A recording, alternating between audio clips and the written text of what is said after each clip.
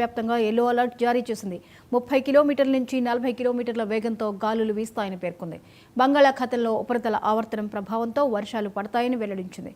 కాగా ప్రస్తుతం ఉత్తర జిల్లాల్లో ఎండల తీవ్రత ఉండగా దక్షిణ జిల్లాల్లో ఉష్ణోగ్రతలు తగ్గుముఖం పట్టి వర్షాలు కురుస్తున్నాయి.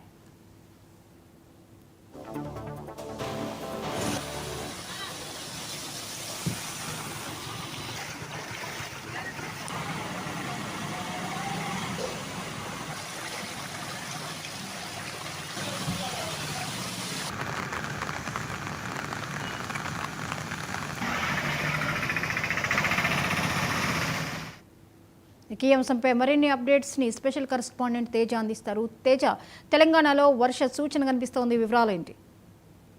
జ్యోతి, మొత్తంగా అయితే మాత్రం ఇటు తెలంగాణలో రాగల 3 రోజుల పాటు వాతావరణ విశ్లేషణ అయితే మాత్రం వాతావరణ శాఖ జారీ చేసింది అన్నట్లుగానే చెప్పాలి. ఎందుకంటే నైరుతి ఋతుపవనాలు చాలా చురుగ్గా కదులుతుండటంతో పాటు అంటే వాటిలో పురోగమిస్తున్నటువంటి నేపథ్యంలో అయితే మాత్రం రాగల 3 రోజుల పాటు పలు జిల్లాల్లో అయితే మాత్రం వర్షాలు ఉంటాయన్నట్లుగా కూడా హైదరాబాద్ వాతావరణ శాఖ తెలిపింది.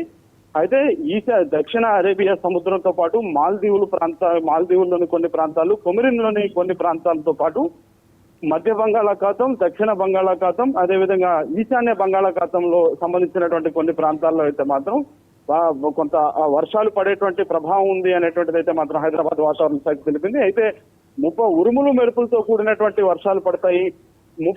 గంటకు 30 నుంచి 40 కిలోమీటర్ల వరకు ఇటు ఈదురుగాలులు వీస్తాయని కూడా హైదరాబాద్ వాతావరణ శాఖ తెలిపింది. అయితే తెలంగాణ రాష్ట్రంలో కొన్ని జిల్లాలకు మాత్రం మోస్తరు వర్షాలు, కొన్ని జిల్లాలకు మాత్రం సాధారణ వర్షం నమోదయ్యేటువంటి అవకాశం ఉంది అన్నట్టుగా అయితే మాత్రం హైదరాబాద్ వాతావరణ శాఖ తెలిపినట్లుగానే చెప్పాలి. అయితే ఏదైనా కానీ మొత్తంగా ఇటు హైదరాబాద్ ప్రాంతం కావచ్చు, లేదంటే తెలంగాణ రాష్ట్రంలో ఉన్నటువంటి అన్ని జిల్లాల్లో కూడా వర్షాలు ఉన్నటువంటి నేపథ్యంలో కొంత అధికారులంతా కూడా అప్రమత్తంగా ఉండాలని చెప్పి ఇటు తెలంగాణ రాష్ట్ర ప్రభుత్వం కీలకమైనటువంటి ఆదేశాలు సంబంధిత అధికారులకు జారీ చేసింది అన్నట్లుగానే మనం చెప్పాలి.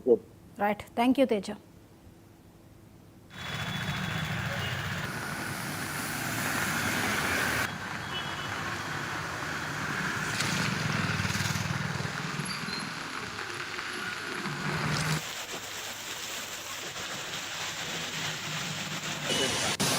Pak.